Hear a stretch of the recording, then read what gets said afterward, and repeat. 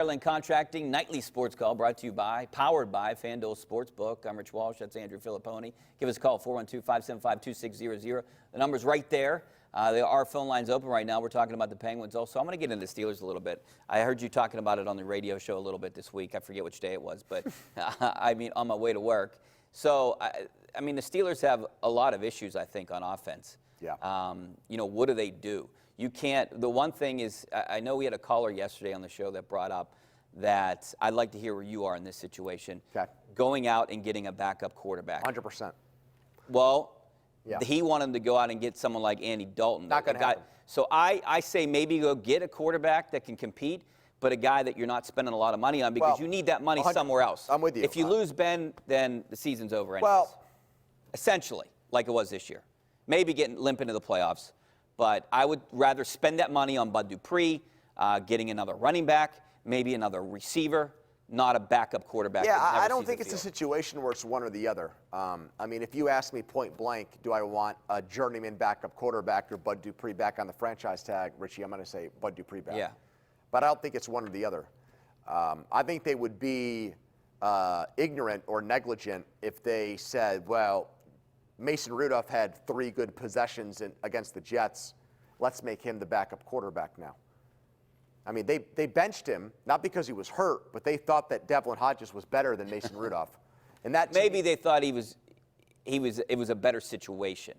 I don't know if they thought he was better. Do you think they thought he was better? I mean, either way, if they have a high grade or a high ceiling on Mason Rudolph, to bench him for a guy that many people are saying now will never play another game in the NFL is a criticism. What if they just bring these 4 quarterbacks back next year? I don't think that's good enough because, to me, you've got no parachute or no security blanket if Ben goes down. I don't think they can make the playoffs with either one of those guys. If they felt that way or if they were good enough, they would have made the playoffs this year without them. I'll tell you a name I've heard, and this is not just me like spitting into the wind here. I've heard Blake Bortles' name thrown around. Yeah, a lot of people compared him to Ben a while back. So he has the same age as Ben Roethlisberger.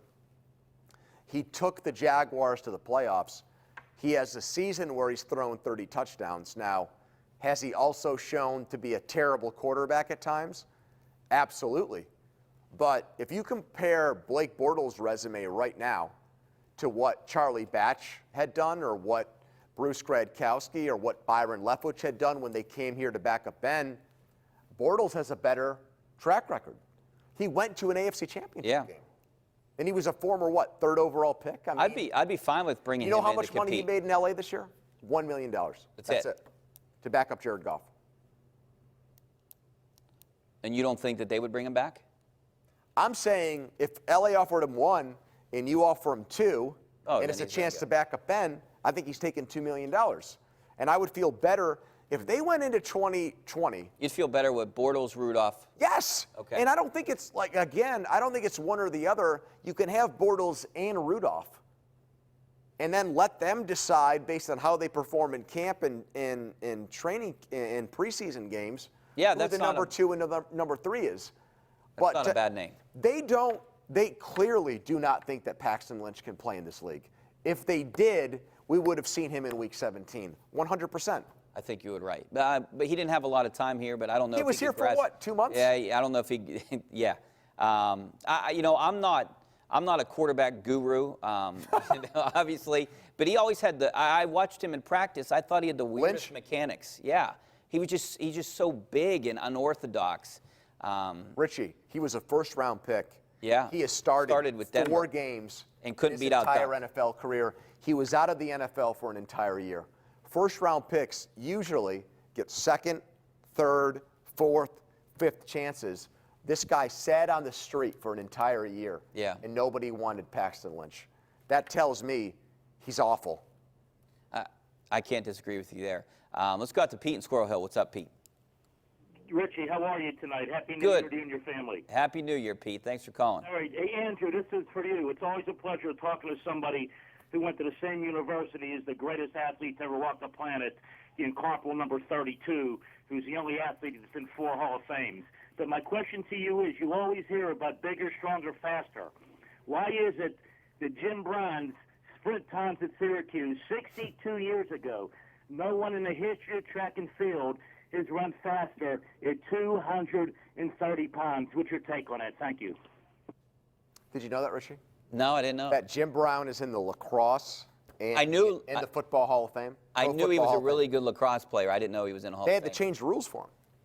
He used to cradle the ball against his chest, and nobody could get the ball away from him, and so they actually had to implement a rule because they thought that was unfair. Jim Brown. That's good. The Good. first guy into the NFL top 100 list, ahead of the likes of Larry Fitzgerald, who's a pit man, Joe Smith, who's a pit man. Did Tony Dorsett make that top 100? He probably should have, right? I think he should have. Yeah, I would. How about think Curtis so. Martin? You think he should have made it? That's a good one. I don't know. If you had one Tony game to Dorsett. win right now, okay? One game to win. Total hypothetical. You're playing a game that is Richie Walsh's life is on the line, and your two running back options are Curtis Martin and Jerome Bettis. Who you taking? Whoa, that's a good one. I host a show with Jerome Bettis. Curtis Martin. So you got to put that out there. Curtis Martin's from my school. Okay. One game. One game to win. Your two options are Curtis Martin and Jerome I'm Bettis. gonna have to. I'm gonna have to go with Curtis Martin. Yeah. I think he's just more dynamic of a running back. Can do more. Who would you take? I agree. But that's not. How about the most, one running that's back? That's not the most popular opinion. Here it isn't. One running back all time. Who would you take when healthy? For one game? For one game. One running back all time. So I never watched Jim Brown. I didn't really see Walter Payton, right? Yeah. The best running back that I've ever seen with my eyes in 34 years, my birthday, is Happy Barry birthday. Sanders. Barry Sanders. The best running back I've ever seen. All right, I'm going to go with the best athlete I've ever seen, and I'm going to go with Bo Jackson. That's who I would Really? want. Him, it would have been a close one, him or Eric Dickerson. If I See, I'm needed a one little running bit back. I just missed Eric Dickerson. Yeah. Yeah, I'm a few years older than you. Eric Dickerson was one of my favorite players. But Bo Jackson, that guy was just a And then a hip injury, and Yeah. that's the same thing that Tua's dealing with right now. I know, which is scary, but he'll still go in the first round. We got to take a break. Maybe we'll talk a little bit about that coming back next. Stay right there.